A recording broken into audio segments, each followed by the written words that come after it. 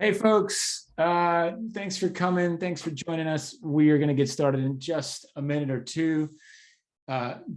Give some folks just a minute or two to join. I appreciate you being here on time. It's always such a debate, right? Do you start right on time and reward the people who showed up on time because they did the right thing, they showed up on time? Or do you make them wait 5 minutes and then get started? We're going to wait just a minute or two and then start with the presentation here today. As you're waiting, we can do that fun Zoom thing we're all used to. Always good to see where people are calling in from all over the world. Where are you at, as they say? Where are you? Can you put it in the chat? I see Jason's on there. I know where Jason's calling from, but not everybody knows where Jason's calling from. So where are we from? I'm going to type. Can you type in the chat where you are? India. India's a big place. Dhruva. Excellent. Jason is here in Londonish. Hi, Jason. Excellent. Look at New Jersey. And Sue you're in New Jersey. That's right. Excellent. Look, we got Morocco just down the street from me, which is great. Virginia, New York, India, Canada is here. So you know it's going to be great, which is cool. Excellent. Well, hold on one second. We can absolutely get started as soon as you're ready, Barb, to share your screen. Yep, I'm ready in just a moment. Okay. You should be able to share now. Sorry about that. Yes, I should be. Excellent.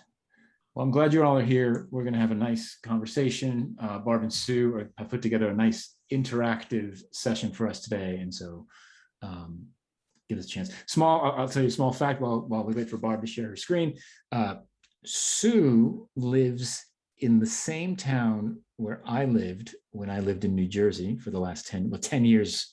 We lived there for 10 years before moving to Europe, and we didn't know each other. Yeah, very small town too. It's a very small town. It's a very small world that way.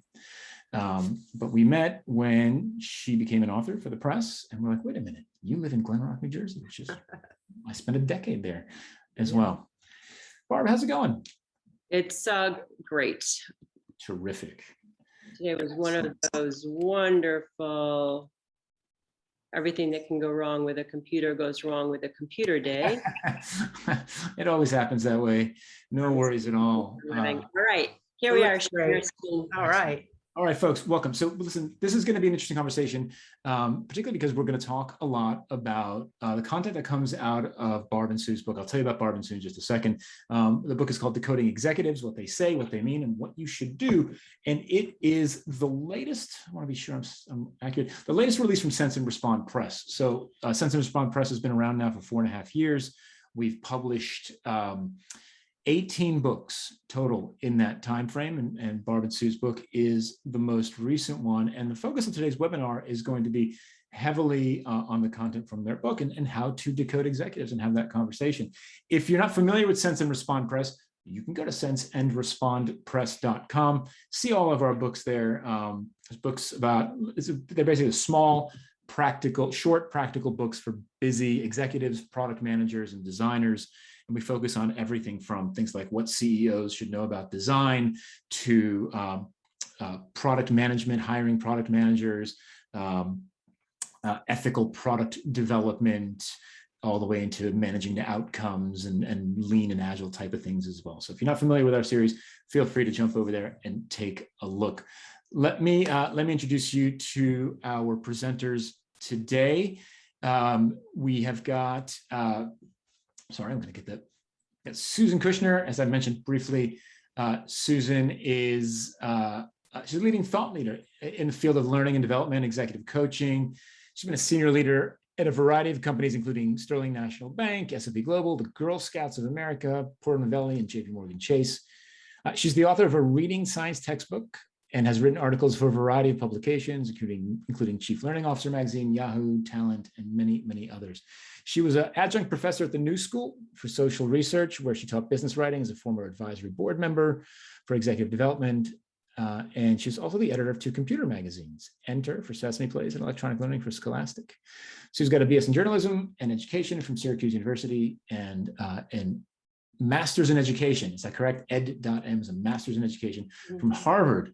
Very cool. Very cool. Our other presenter today is Barb Sucoff. Barb is the founder and president of Focus Consulting. It's a boutique consulting firm specializing in designing and delivering training solutions in the areas of leadership, management, sales, client service, and professional development, which means she knows how to talk to executives. For over 20 years, Barb has worked with senior executives in over 30 countries. They rely on her to clarify their training objectives and ensure all programs are relevant and engaging. Barb brings high energy, which you'll see in the presentation today, and enthusiasm to each engagement, and is skilled in delivering highly interactive, business-driven workshops. She's boardroom presence and extremely effective at all levels of an organization. Super psyched to have you both here. Thank you so much for sharing your knowledge with the folks today, and looking forward to hearing what you have to say. Go for it.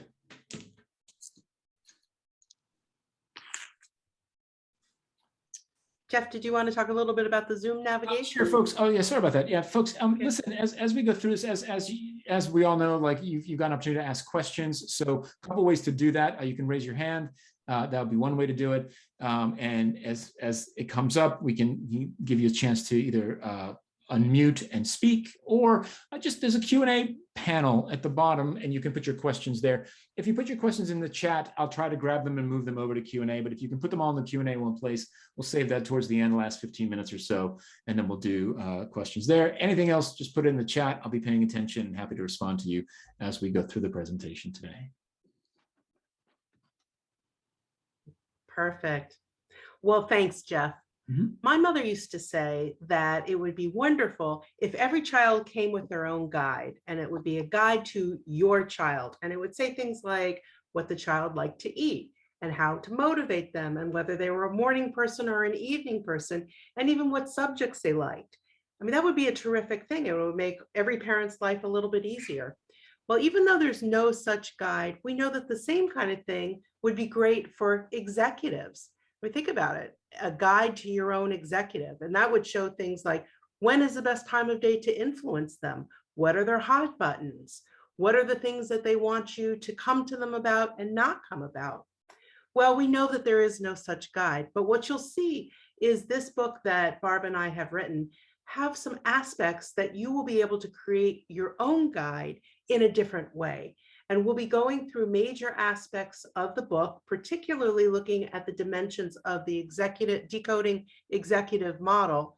And at the end of the time from reading the book and going through the presentation, you'll have a decent guide to your executive. The 2 dimensions that we're going to be focusing on would be making decisions, or decision makings, and the level of detail. But there are other dimensions that you can read on your own. Thanks, So picture this.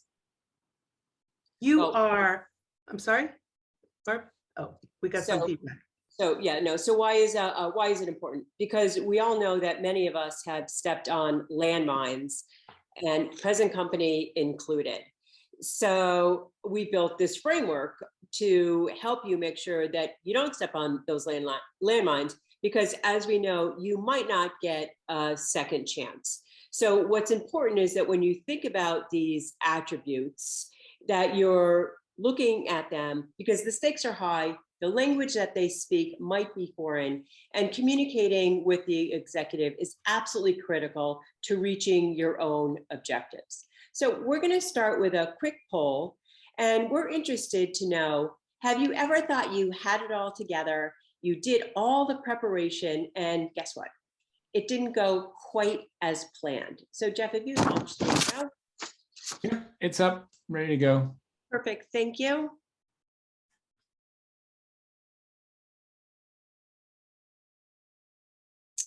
Okay.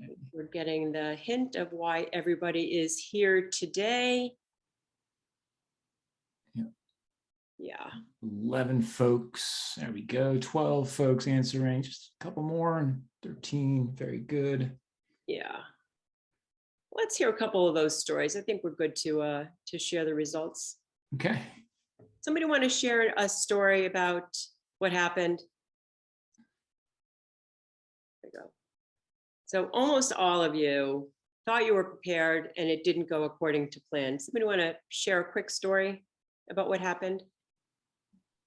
If there's anyone who'd like to share why they said yes, I'd be more than happy to take you off mute and give you the opportunity to share that story. Is there anybody who'd like to share? I see Ed and Dad looked like two folks have raised their hands. Ed is one and somebody else had another one. All right, Ed, you're up first. So I've had that happen, and usually the case is, well, I was very focused on speaking about a certain topic. A couple of things have caused it to dovetail. One is the person, executive I was speaking to had something else in mind that they wanted to speak about. Or as I'm presenting or talking through something, they kind of bit into one item and wanted to remain there to discuss that item. So a lot, it's a skill to learn to get back on track with the executive and try and get beyond what I call this dovetail or tangents that happen. Yeah. So they had one area that you wanted to talk about. You had your agenda and they had their own agenda. Yeah. Yes. Yes. Yep. Absolutely happens. Okay. Should we hear one other story? Absolutely. We've got Abdul here as well. I'm gonna, Thanks, Abdul. Hello, good morning and good evening. So one experience what I had is actually with one of the companies, I went for a pre-sales pitch for one of the client in Middle East. And when I was about to present, he told that, okay, we don't want to listen what you are going to present. We want to listen what is our pain area and how you are going to solve that. Okay, so imagine a stage that, okay, you are at the sales pitch or pre-sales pitch, and the guy is saying, we don't want to listen you what you want. We want to listen about our problem and how you are going to solve the problem. Okay, so that is the experience I had. Yeah. So it's important to understand their perspective for sure, rather than, yeah, absolutely. And not understanding it, you're going down a very slippery slope. Yeah, absolutely. Yes. Okay, that's great. So it gets back to the really making sure that we're listening to what's important to them rather than what we're thinking is important to us. Okay, that's great. Sue? Great. Well, thank you, Barb. Okay, we can clear this poll. Great. All right. Well, picture this. There's an executive in the front of the room, and he is presenting to about 20 trainees. These trainees are new to their careers. The year before they were at university learning whatever their field was, and the room is just popping and the energy is palpable. And the executive is asking questions and the trainees are answering them and the room is just on fire. And at one point, the executive says, I am so looking forward to all of you. You guys are a wonderful group. Please feel free to stop by my office. I have an open door policy. Bring your coffee and let's just have a nice chat. So let's go to the next page. What do you think happened? Well, here are some of the options that are coming up in our next poll. And I'll just tell you what the options are. And Jeff, if you could launch the poll, that would be great. So the poll is, what do you think happened the next day after the executive said, come to my office, I have an open door policy? Do you think nothing special happened? Do you think one person randomly showed up to the executive's office, or 5 trainees stopped by the office and then they brought their own coffee? Give you a couple of minutes to just put down your answers. It looks like we have a lot of people thought each of the options might have happened. Yeah. Okay. Half the folks have voted. Anybody else before we end the poll?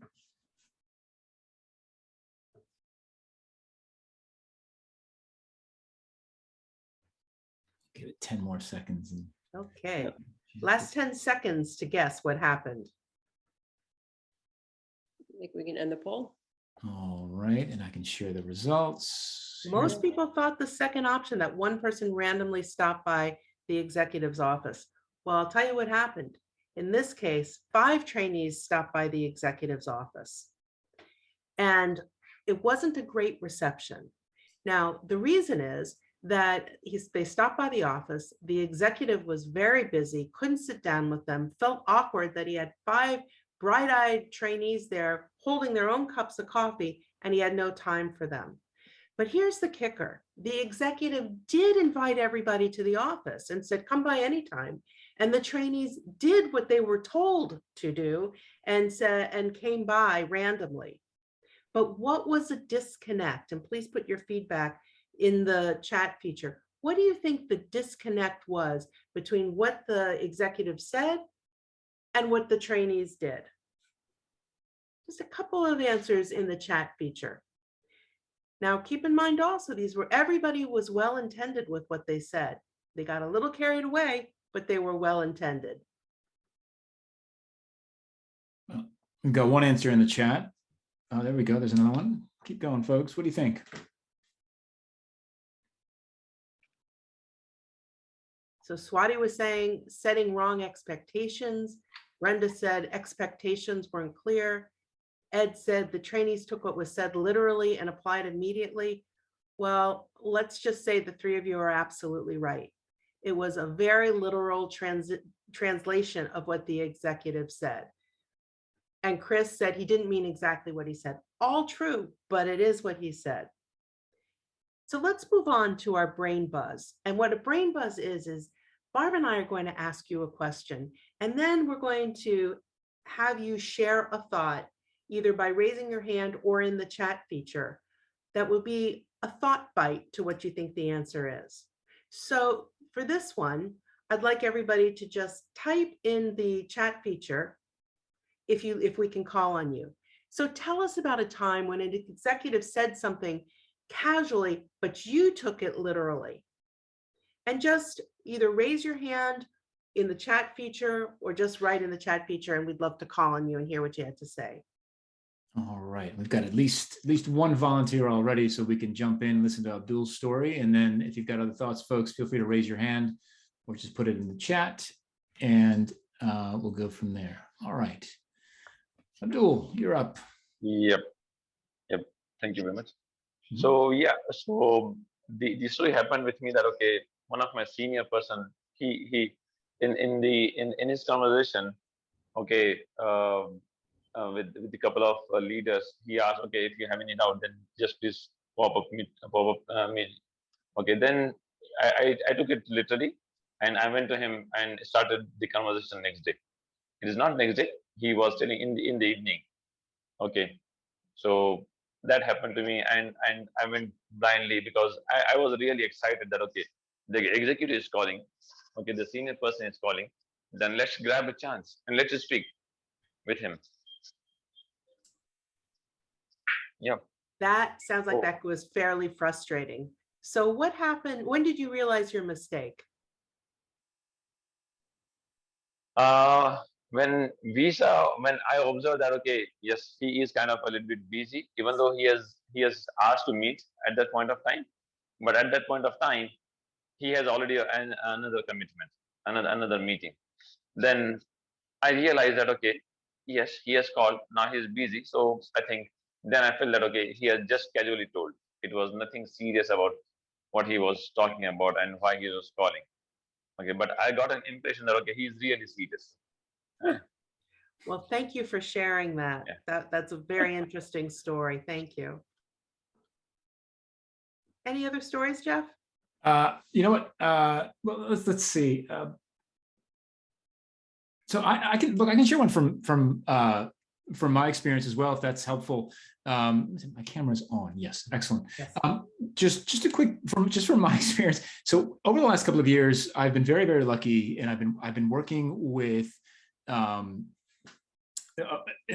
gentleman who's an ultra wealthy gentleman. Like, we're talking, let's just say top 30 in the world. And I've had an ongoing engagement working, and this gentleman owns several companies, and I've been helping with a couple of the companies.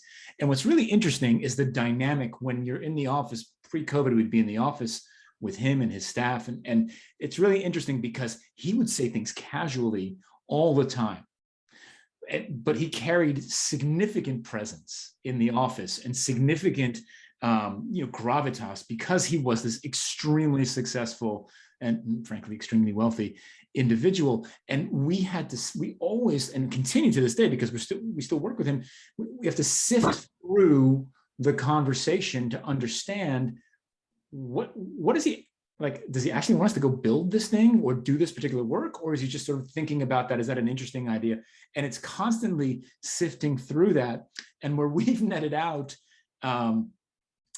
in a couple of years of now interacting with this person is every single time we have a conversation with him and these kinds of in unclear statements come out, we've netted out with the philosophy to say we're going to take him seriously, but not literally. Mm-hmm. And really that's kind of where that's really helped us a lot, because he has lots of ideas, right? We can't do them all.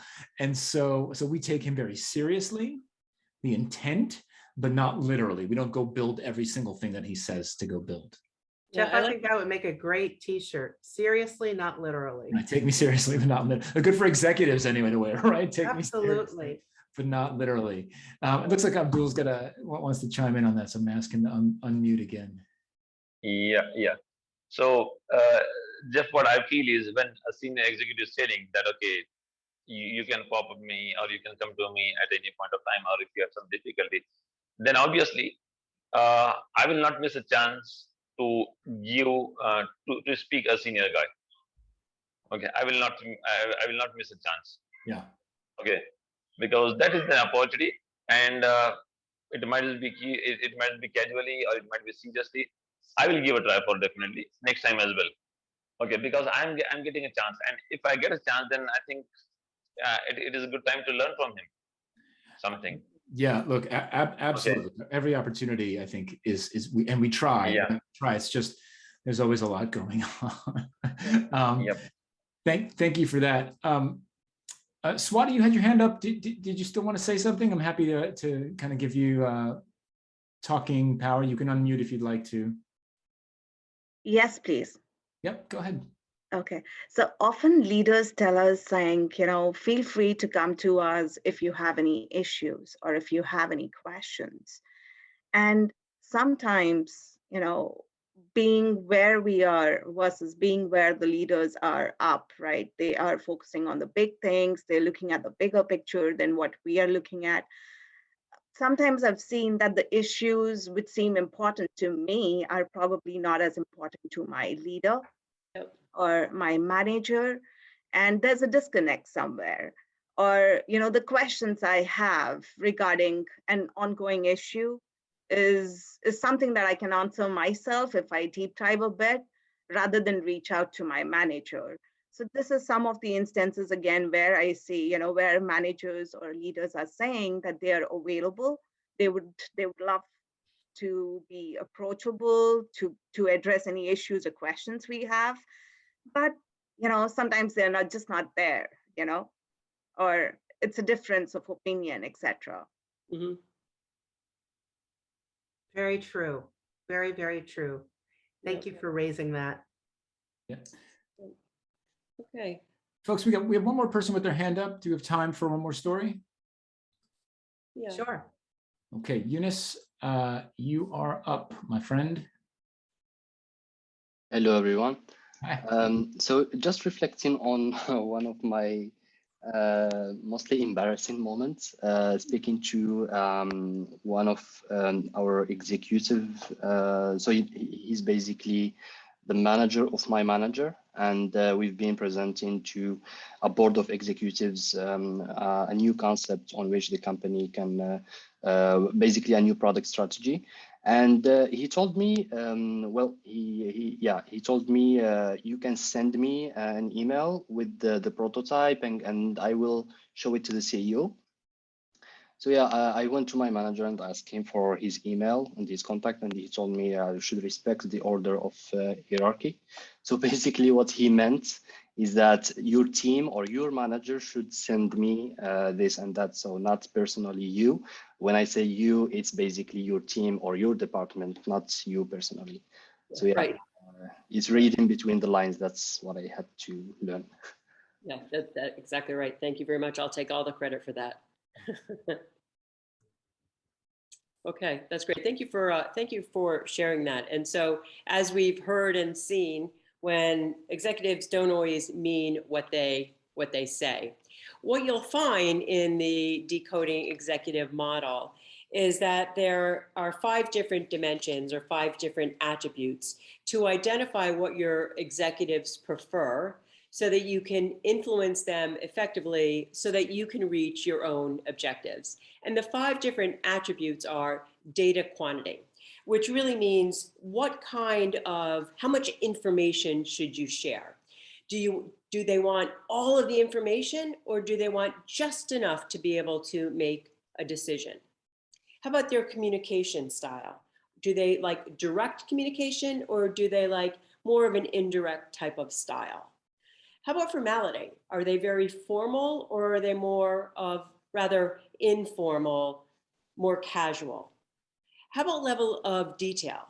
Do they want all sorts of detailed, all in the weeds kind of information, or do they prefer information at a 50,000 foot level? And then how about decision making? Are they more collegial? They want everybody involved, or do they want to make instant decisions on the spot? And Sue and I are going to spend a little bit of time talking about the level of detail and the types of decision making, starting with level of detail. Have you ever been in a meeting and all of a sudden you watch people get that glazed over look? In America, we call it the deer in the headlight look, because sometimes if you're driving in a car and your headlights lock in a deer, which sometimes cross the road, they get this staring look, or in London, it would be a rabbit in the road look. And so people get this glazed over look. And the thought bubble above your head says, stop talking, you're in the weeds, and you can't. You just keep going deeper and deeper and deeper. The people are looking at you like, oh my gosh, stop talking. Actually, I have 2 little vignettes that might demonstrate that.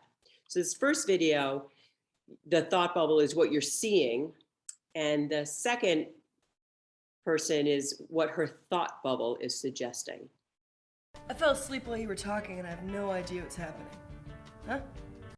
So imagine that you were just talking way into the weeds. And then how about this vignette? Imagine that this is what somebody's saying because the thought bubble is suggesting this. Let's pick that up in the next meeting. I need a few days to figure out what the hell you were talking about. And that's perhaps because you were going into the weeds, you were talking about all sorts of technology, using acronyms that meant everything in the world to you and perhaps nothing to your audience. So when we think about this level of detail, it's really important to be thinking about what's important to your executive rather than how you process or perceive information. So it'd be interesting to think about what's your preference when you make a decision. We'll launch a quick poll. There it is. You want as much detail as possible, or just the facts, ma'am?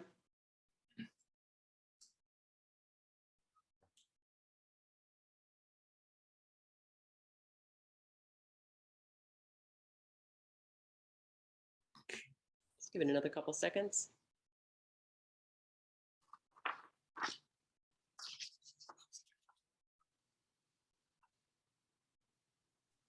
All right, I think we're good. All right, let us share the results. There it is. Split. Yeah, good split. Yeah. Yeah, really interesting split. So I think what's most important here is when you're thinking about how you're sharing information, that you're really tuning into what's important to the executive and not necessarily what's important to you. And this is a tough one, because especially if you pride yourself on being really analytical and really detail oriented, it's really important that you pull that back and tune into what's important to the executive. And I've got a pretty fun story to share with you. we can stop sharing these results, I'll share with you a story about a friend of mine named Sherry. And Sherry actually lives in my building. I live in a high rise in Sarasota, Florida. And Sherry and I are great friends. We've actually traveled quite a bit together globally. And she is the head of human resources for an international organization. And she said to me, you know, Barb, we're redoing our training program. I'd really love to bring you in.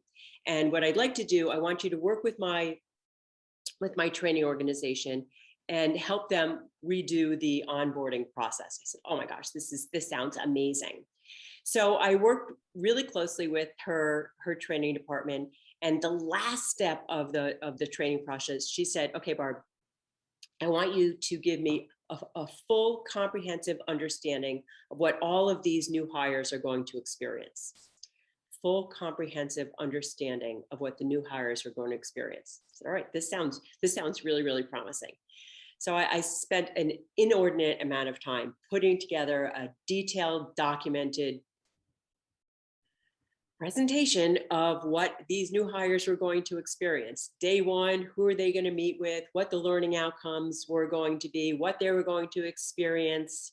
It's pretty documented.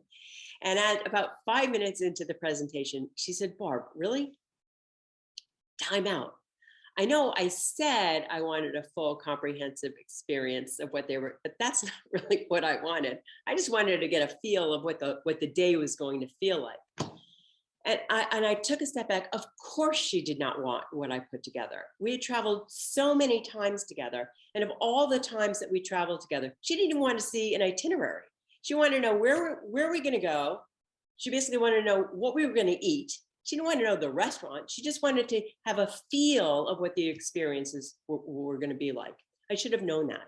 And so when we think about that, when we think about our executives, what are some ways that you can learn their preferences? And I know I basically gave away a little bit of the answer, but let's think about what some of the other ways happen to be.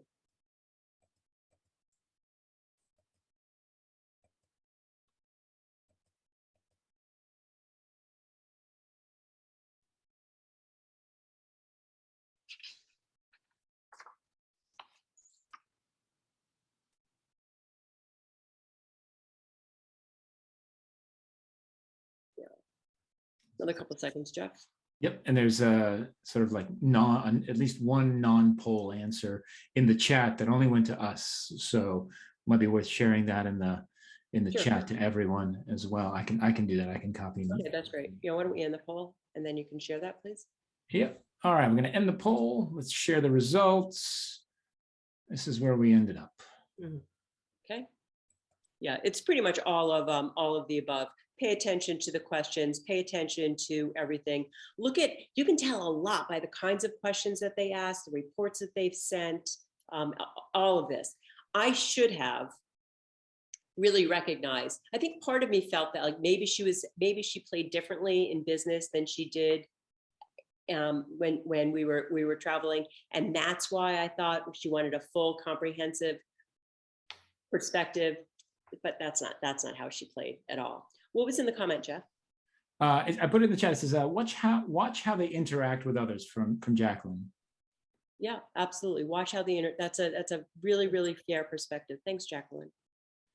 Okay, so this is the first time now I'm going to move into some content, and what you'll find in the book is this is the way it plays out for every one of the different attributes. And that is that here's what we know. Executives who prefer high-level information tend to see the forest rather than the trees. They make statements, they ask questions that focus on the what and the why, and they prefer an outline. So for each one of the 5 different attributes, you'll find that here's what we know for the 2 ends of the spectrum. And then you'll find then some tips in terms of what to do about it. So in the 2 ends, we see folks who like the forest. We see folks who prefer the trees. We see the folks who prefer to focus on the how and the tactics. We'll find with the detailed information, the questions tend to be organized around a particular theme, and they drill down, and they want to know the pros and the cons, the nitty-gritties around everything. There's no judgment here. It's just a preference. And then you'll find a tip section in terms of what to do if in fact they prefer a high level of information, what you should do about it, and then what to do if in fact they prefer detailed information. So as you go through these, thinking about your executive and the 5 different preference areas, when you're done thinking about your executive in these areas, you really have a guide, your own little book, as Sue is talking about from her mom's story. You'll have your own little guide in terms of how to deal with your own executive. So I'm wondering if you've ever had a situation where you've given too much or too little information, and what impact that's had on the project or your relationship or the outcome. And if you have, you could put that into chat. This is our second Brainbuzz, and we'd like to hear your story.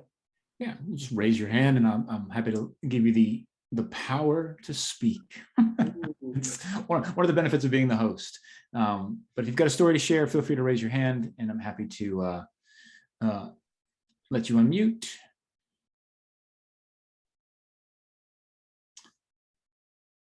While you think about it, look, I've got one to share actually here, which is interesting. And this is one of the biggest, this is from the early days of my consulting career. So I've had a fairly mixed career of being in-house and a consultant, but the early days of when I started consulting, you make a lot of mistakes. And when it comes to sharing too much information, one of the things I learned so I was hired to do an assessment of an organization and then deliver my findings, and then ultimately come in and then train the organization to improve based on my findings. Pretty standard consulting stuff. And I did my discovery work.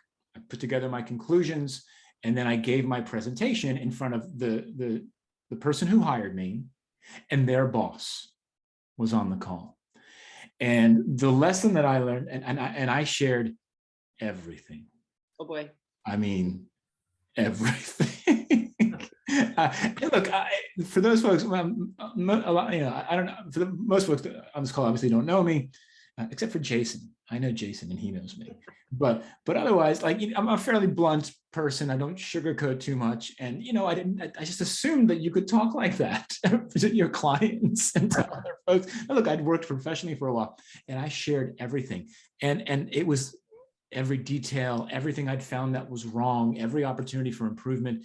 And the person who hired me cut the call short, ended it, asked me to wait on the call, and spent the remaining time of that phone call just berating me for making him and his team look completely incompetent in front of their stakeholders and their executives. And look, I mean, and that's what I did. And he was 100% right. And I deserved every minute of that roasting that he gave me. But I just felt it was okay. Just you asked me to do this work, and this is what I found out. And I shared everything that I found out. And it was way too much information. It was overkill. The details were getting so heavy that it just felt to these folks who had hired me like I was just murdering their chances of being successful with their stakeholders. It was a teaching moment at the very least. I got fired, by the way, in case you're curious, pretty shortly after that conversation. So that's funny. How long ago was that? This was 6-7 years ago now. And you can still hear how visceral it is. Oh my God, it's right here. It's I'm still being yelled at by that guy. I feel horrible because I deserved it, and I was an idiot. And so, it's actually funny. We actually talk about course correction a little bit in the book. So I'm glad that you brought that up. Yep. So let's move to the next section that we're going to talk about. We're going to talk now a little bit about decision making. And decision making is, again, one of the 5 elements of the Decoding Executive Model. And when you think about decision making, there's actually 2 ends of the spectrum. One is inclusive decision making, and that means the executive likes lots of people around them when they make decisions. And the other is non-inclusive. That's where they want to make decisions mainly by themselves. Of course, one way is not better than another way, but for inclusive people, you might see that they have a lot of people in their office, or if there's a decision, they're emailing people to find out what they think. Maybe they have stakeholders, but it's more of a group process. Non-inclusive, well, they are faster. It doesn't mean they get the right answer, but they're faster. And again, more often than not, they're by themselves. Yeah. And why is that important? I'll tell a very quick story, because it determines how to proceed. So I was working with a client, we'll call her Jamie, and we were talking about a training project, and she was all in. I was getting these really strong buying signals, and I was super, super psyched. And I said, okay, well, let's make the commitment to move forward. She was so offended. She took off her glasses. She's like, Barb, how could you even think that that would be the next step in this process? Don't you get that we are a collegial organization? And for you to suggest that we would move forward without putting together a steering committee is absolutely mind-blowing to me. Well, okay. And you know what? She was right. She was absolutely right. This was an organization that would not move forward unless everybody around the table was bought in. And so fortunately, she liked me and was willing to give me a second chance. But had we not had a really strong relationship, I might have been not necessarily fired, but I would not have necessarily received that contract. So it's important because it definitely impacts your ability to move forward or not. So it's time for another quick poll here. So when making decisions, what represents your preference? So for all the other polls, it was really more about the preference of the executive, but which is your preference? Do you like to make decisions independently, or do you like to have a lot of other people involved? Give you a little bit of time to figure this one. It's like watching a horse race. Yeah, it really is.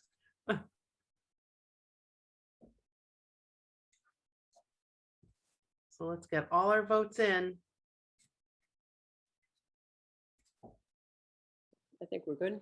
Okay. Yep, 100%. Well, in this case, it looks like most of the people on this call like to have a lot of other colleagues involved.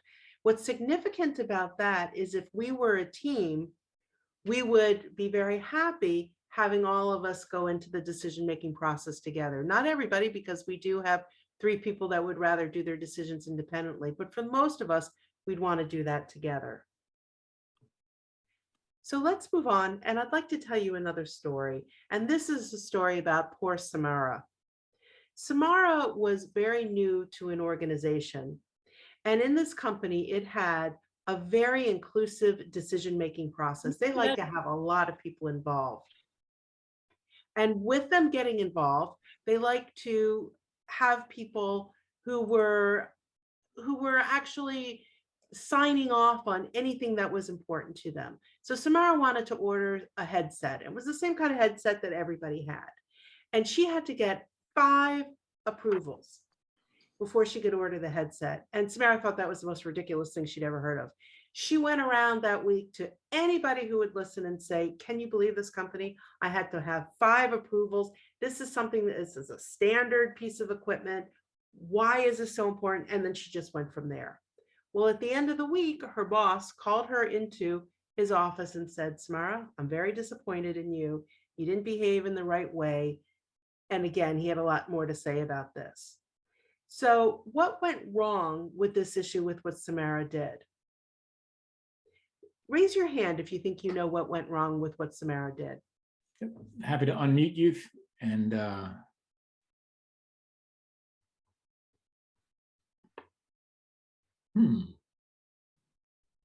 no one knows. Anybody know what Samara did wrong? Because when you think about it, she was just giving her opinion. Oh, okay. There's Chris. I'm going to ask. All right, Chris, you are up. Yeah, I think it's that she took the conversation out to everybody else but the person who's the decision maker. So she was not having the conversation with the right people. Yes, that's absolutely part of it. And just in the interest of time, I'll just elaborate a little bit, but thank you, Chris, that's absolutely right. The issue is that she had joined a very inclusive place. And so it didn't much matter if she didn't want to have an inclusive environment. The environment that she was in was very inclusive. And if they wanted 5 people that wanted to sign off on whatever it was, whether it's a book or a piece of equipment or a trip or whatever it's going to be, that's just the way it was. And so in that case, she needed to adjust her behaviors and preferences to that company. So thank you. As you go through your day, you might decide, okay, how do I know if a person is an inclusive decision maker? And what we have here are some of those tips that I was mentioning before. They'd have steering committee, they have groups together, they do stakeholder analyses or they're probably very interested in Lean Six Sigma tools. Decisions may drag on, and that isn't meant to be something that's negative. It's meant to be something that they're more thoughtful decisions, but they take a lot longer, and it's a choice that they've made. And then again, the executive talks to a lot of other people. Conversely, what are the indications of a non-inclusive decision-making executive? Well, decisions are often made unilaterally, swiftly, and on the spot. And that can be a great thing. You'll get your answer right away. The executive wants quick wins, and they also want to know that you can operate in the same way. I have found very often in interviews, they'll be probing to see how you like to make decisions, if you like a fast-paced environment, and so on. So these are tips for you.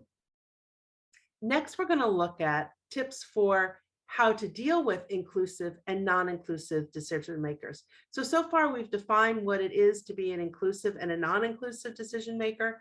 We've talked about indications of both types, and now we're looking for tips to work with them. And as Barb said, this is how the book is organized, and together it creates your guide to your executive. So here are some of the tips for dealing with them that you should keep in mind as you go forward in any kind of project. The other thing that we have several other components in the book beyond the Decoding Executive Model. And one of my favorite pieces of information is that we give tips for just dealing with executives, period. So on the next slide, we have my favorite tip, which is called the royal blush. Years ago, I worked with an executive who looked the part of the executive. She had the right hair, she had the right walk, she just looked the part. She talked the part. She used the right words. She used them well. She could create pictures when she spoke. She was brilliant that way. And when you spoke to her about something she liked, she would let you know. And when you spoke to her about something that didn't quite sit well with her, she'd still say things that resonated. But what would happen was she would get this blush that would come over her, and you could absolutely physically see it. So the tip that Barb and I give in the book is you look and direct your comments to more how she's looking than what she's saying, because how she's looking is a signal to you that something that you said was off-putting to her. And then you have a choice. You can say something like, so how is this going for you? Or is there something you'd like to add? Or something that you can pause and let her react, and then see if she would give you a tip to what went wrong. Thanks, Sue. Our promise was that by the end of our time together, you'd be able to recognize how our model can help you be your own guidebook, just like Sue's story about the mom. Her mom wished that Sue came with a guidebook in terms of how to raise her. And that you would see an overview of the 5 dimensions of the model that we've shared with you.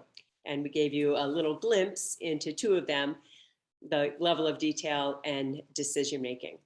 We invite you and encourage you to pick up a copy on Amazon. This is a picture of when Sue and I both got the copy in our hot little hands. It is available on Amazon.com, Decoding Executives, what they say, what they mean, and what to do about it. So we invite you to pick it up and share some of your thoughts, reviews with us. Feel free to reach out to me and Sue in these following places. And now we'll unmute you and we will happily entertain any of your thoughts and questions. Yep. So if you've got any questions for Barb or Sue, now's a good time to raise your hand. I'm happy to give you the the power to unmute, and you can ask your question to them directly, or you can put it in the chat. We're happy to read that to them as well. Any questions for the folks based on the material that they shared today?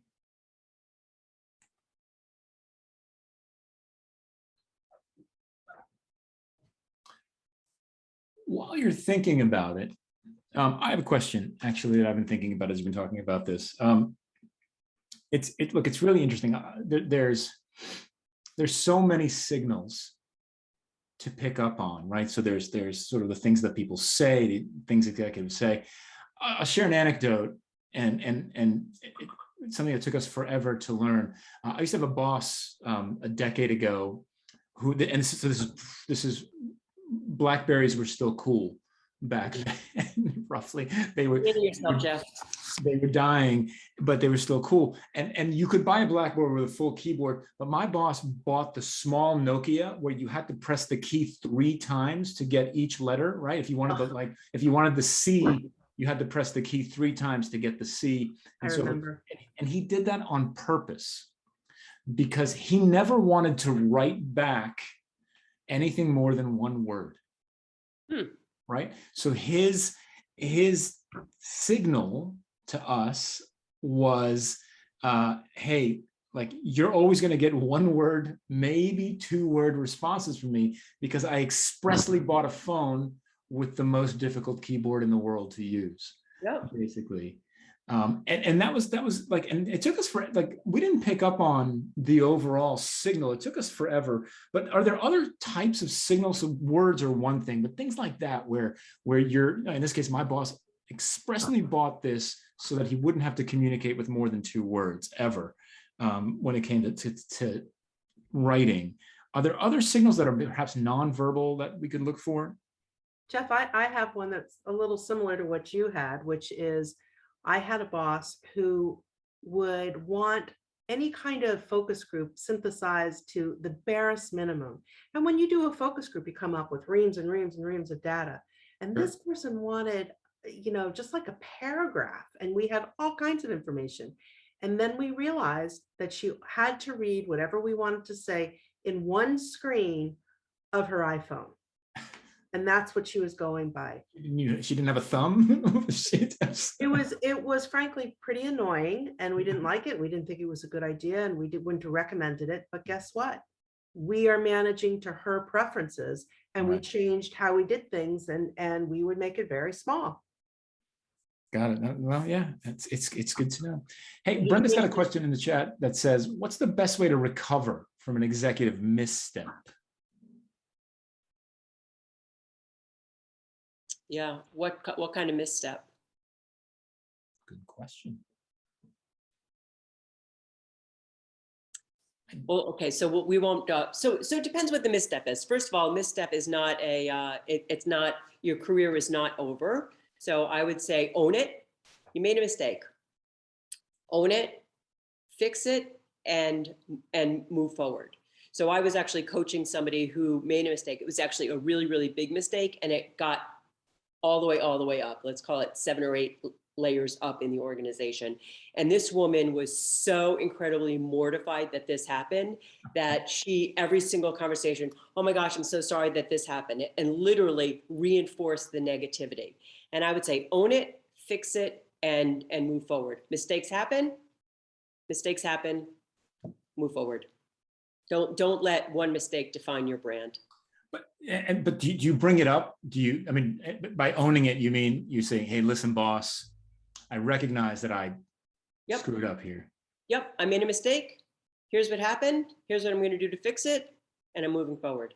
Okay. But don't let that one mistake define your brand. Got it.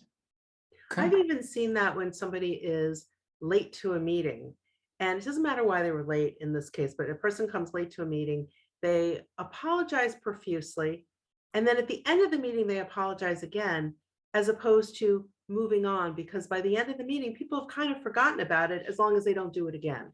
Yep. Agreed. Okay.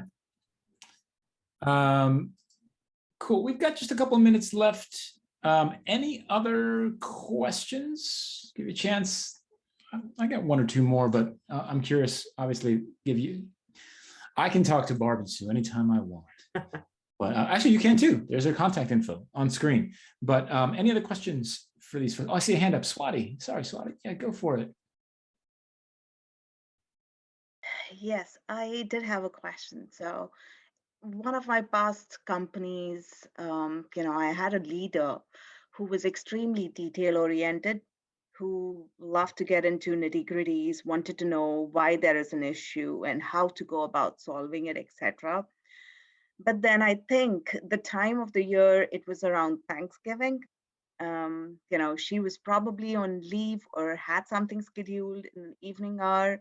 The company, the HR team was kind of facing a compensation issue. And when we had a meeting with her, I was asked to present and I came up with all details, because I've had previous meetings with her where she likes to understand what's the issue, why is there an issue, etc. But that one instance, in that one meeting, she was really, really, she just wanted the basic nitty gritty. She just wanted the basic details. She got very impatient and it didn't go well. So yeah, I just wanted to know if there is certain tips or tricks I can get on how to handle such situations, or how to even understand before that comes up, saying, okay, this meeting needs to be handled this way and not in the usual or the normal way, Swati, that's an issue that comes up quite a bit, right? Not knowing how much information to give. My recommendation would be to ask the person, the executive, but I know a lot of times you can't get to them, but you can say, how much information would you like to see? What level of detail? You can ask those questions. And then if you can't get to the person, ask somebody who maybe is more familiar with their style. And doesn't mean they're giving you the answer, but they're giving you some good data points. Got it. I have another question. So when she said, "Why is there an issue?" So am I correct in assuming that something didn't go correctly? So yeah, what I mean to say is regular meetings, she wouldn't want to know why is there an issue, what is the problem. This was an ongoing issue. We were not able to solve it. We were working on solving it. Multiple teams across the world, like Dubai team, India team, they were involved in solving the comp issue. And the call was just to know what is the status on the problem as such. Yeah. But I guess it should have been short and not to elaborate at that particular instance. So it sounds like sometimes when people like that say, why is there a problem? She doesn't really want to know. And remember, you've just given me like 6 sentences. She doesn't really want to know why is there a problem. She really wants to know, what are you going to do to fix it? But feel free to send me a note and we can talk about this a little bit more. So we're coming up to the top of the hour. I want to, Jeff, thank you and Sense Respond for hosting this, and Sue, of course, for being my co-author, and all of you for your contributions and for being willing to put yourself out there and share your ideas and your stories and your thoughts. We look forward to having you read the book, share your thoughts and comments with us, and get in touch with us. And we look forward to hearing more about it. About your successes and your thoughts on the book. Yeah, nicely done, folks. Thanks for listening. Thanks for contributing. The recording will be available at the Sense and Respond Press YouTube channel. The link's in the chat, and we'll see you all next time. All right. Thanks so much for a great webinar. Bye, Bye, guys.